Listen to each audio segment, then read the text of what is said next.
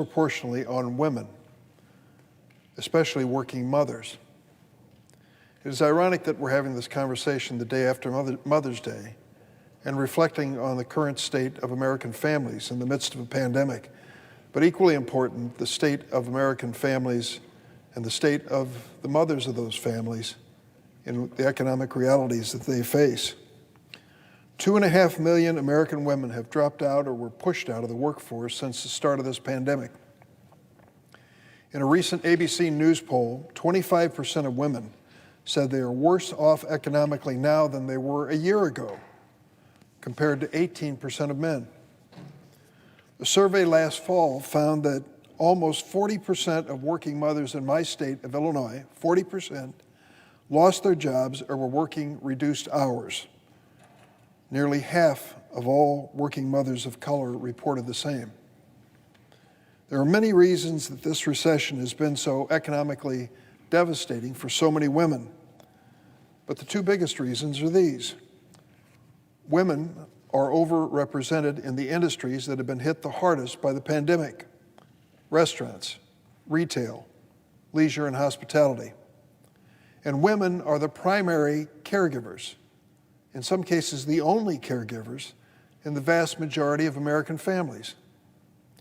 With schools and child care programs closed, what choice does a working mother have besides stepping back from work? For millions of American mothers and their families, the stimulus payments, the enhanced unemployment checks, the increased child tax credits, and other economic benefits in the American Rescue Plan have literally been a lifeline.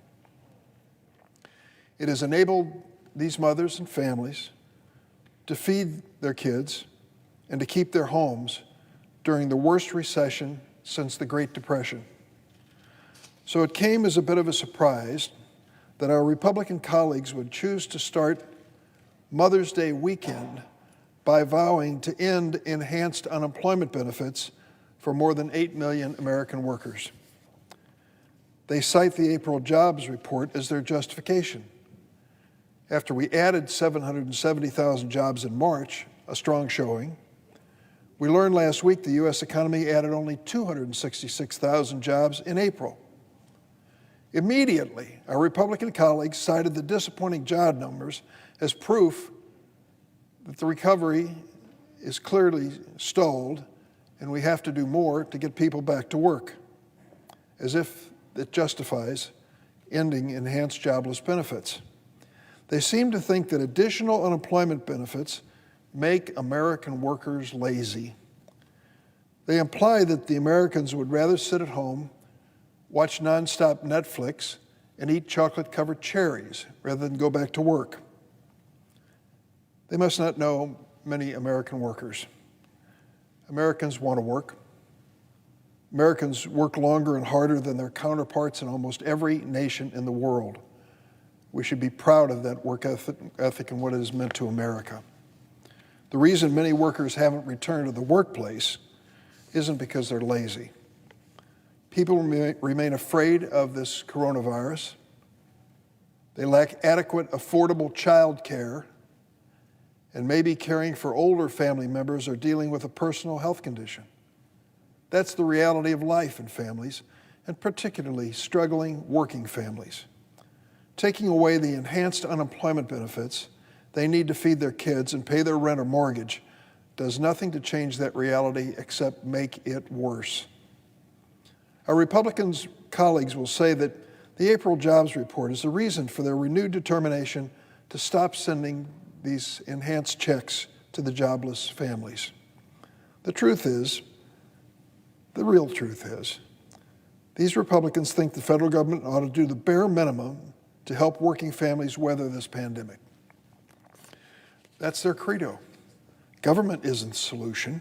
Government is the problem, even during a once-in-a-century health pandemic. Whether the economy is adding jobs quickly or slowly, whether COVID infection and death rates are rising or falling, Republicans have fought to scale back federal unemployment benefits for workers. Not one of our Republican colleagues, let me repeat that, not one of our Republican Senate colleagues voted for the American Rescue Plan. Remember that one? That was the plan by President Biden that put more money into the purchase of vaccines, finally set up a nationwide effort to administer those vaccines, sent the $1,400 cash check to working families, a check that had been promised by the previous administration, gave additional helping hands to small businesses to get through the pandemic, and did, in fact, increase, or I should say lengthen the period of time that people would be eligible for unemployment benefits. That's a pretty important package, don't you think? And when you look at what it did for America, it came just in the nick of time for many. You would have thought, wouldn't you, with 50 Republican senators, one Republican senator would support those things? Unfortunately, that wasn't the case. Well, there are things we can do to get this economy moving again. We need to encourage more Americans to get vaccinated, number one. President Biden has done a remarkable job, but we still have work to do. We shouldn't sit back and relax. Every person vaccinated is another person protected, and also the people around them are protected.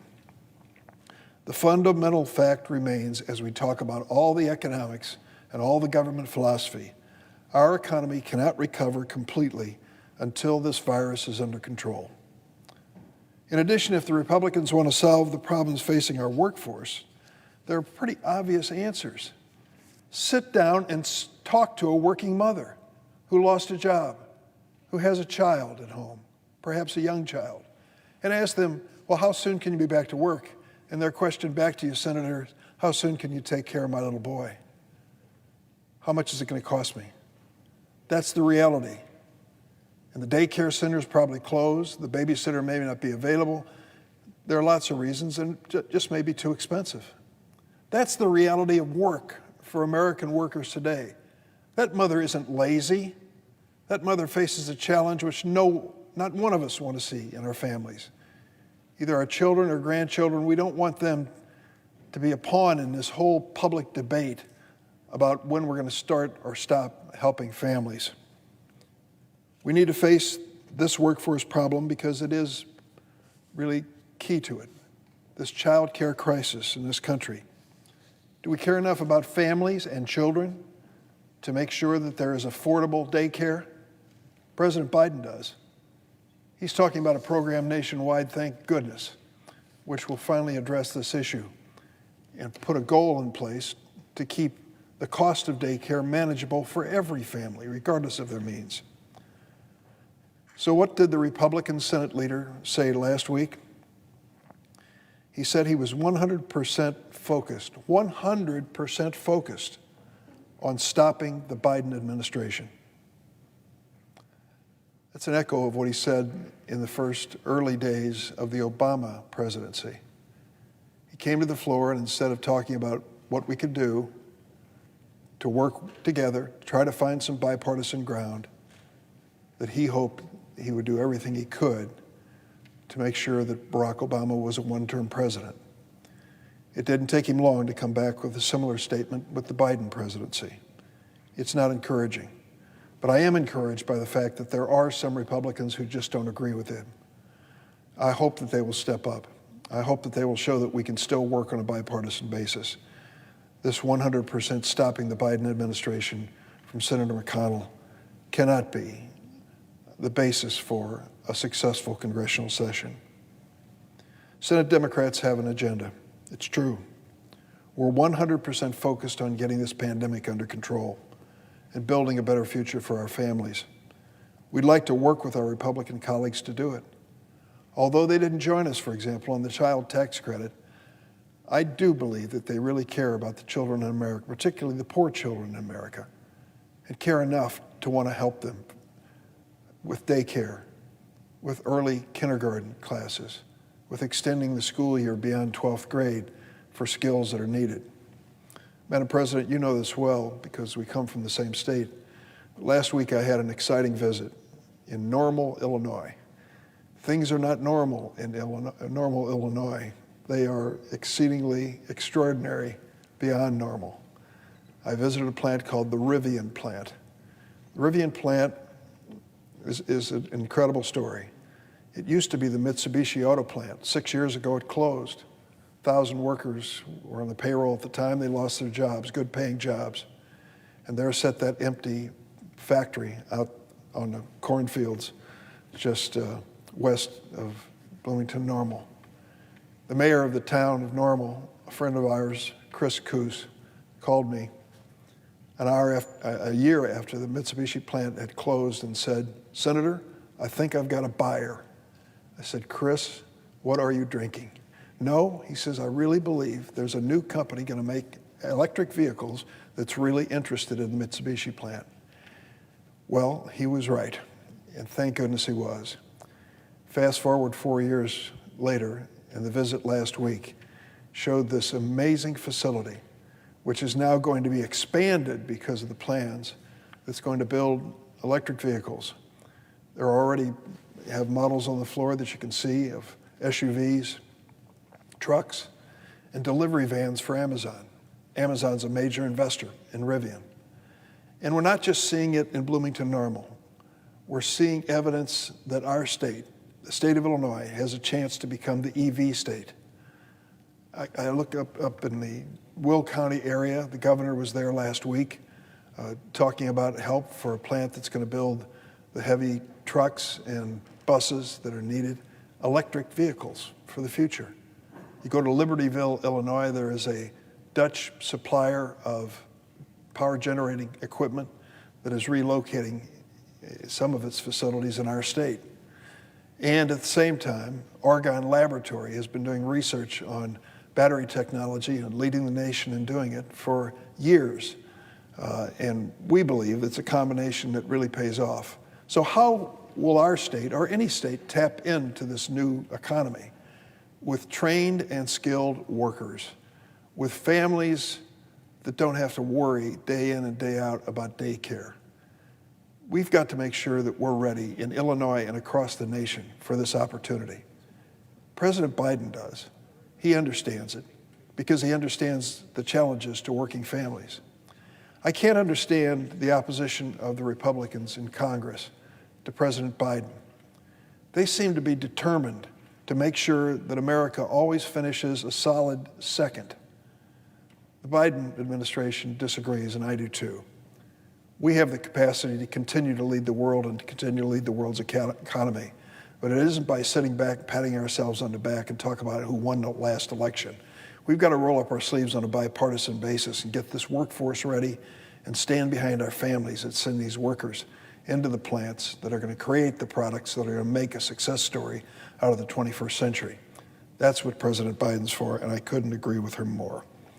I want to sit down and talk with any Republican who's willing to be honest and serious about doing this together. And we also ought to take on the other issues that we know plague our economy and our families, reducing the cost of prescription drugs, building an infrastructure for the 21st century. The truth is, last week's job report is a ringing endorsement for the American Jobs Plan and the American Families Plan of President Biden. Thanks to the American Rescue Plan, more than 220 million shots have been administered and more than 100 million Americans have been fully vaccinated, allowing businesses all across America to start to reopen. We need to build on the success of the American Rescue Plan, not dismantle it piece by piece. We need to work together to invest in workers and families for the 21st century, not grind Congress to a halt, as some might prefer. The American Jobs Plan will enable American workers and businesses to build on those successes. It will help reduce barriers for entry to many workers. It will direct billions of dollars towards helping dislocated workers develop new skills, secure a stable, well-paying job, building wind turbines or electric vehicles, or making other American-made goods that will be in high demand in the years to come. Another priority for Democrats is throwing a lifeline to working parents. Fortunately, we've made some progress on that front with the child tax credit expansion and other provisions in the American Rescue Plan. Those policies put more money in the pockets of middle-class and low-income and working families in the midst of the worst economic recession we've seen in decades. When President Trump left office, 30 million Americans couldn't afford to put food on the table. Think about that. Just 1 month after the American Rescue Plan, that number was reduced to 17 million. And we should never accept that or any number as acceptable in the future. We've cut the number of Americans going hungry by nearly half since President Biden took office, but we still have work to do. We need to provide more relief to parents so they can work a full-time job if they choose, without having to worry about finding a safe, reliable place for their kids. We got to ensure low and middle income families pay no more than 7%. That's what President Biden is asking, no more than 7% income on high quality child care. And that's on top of billions of dollars in funding the American Jobs Plan, would it reinvest in building and retrofitting child care facilities across our state and nation. Last week's job report is a wake-up call. We can't just wish this crisis away. We have to act and act together. We can't reopen our economy fully until the virus is under control. And then we can't wait for 10 years to get back on track to where we were a year and a half ago. We can't build a prosperous economy for the future unless we address some of the systemic shortcomings that prevent too many workers from participating fully. Even if next month's job report exceeds expectations, such as the one in March, we need to rebuild our economy and put working families at the center of it. Make bold investments in the future right now. We can keep good jobs in America and build industries that have a future if we're ready to invest in American families. I hope our Republicans will not say, let's go slow, let's be satisfied with second. You know, maybe we just can't compete with some other countries in the world. I don't buy it. If we believe in America and its workers, we need to invest in them and their future. It's time to think bigger. It's time to believe that this country has a future which is going to be bright if we come together and do our job to stand by working families and the men and women, and in this moment, particularly the women, who need that helping hand. I yield the floor.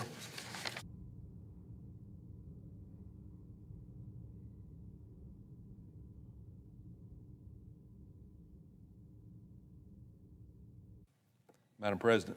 Senator from Alabama.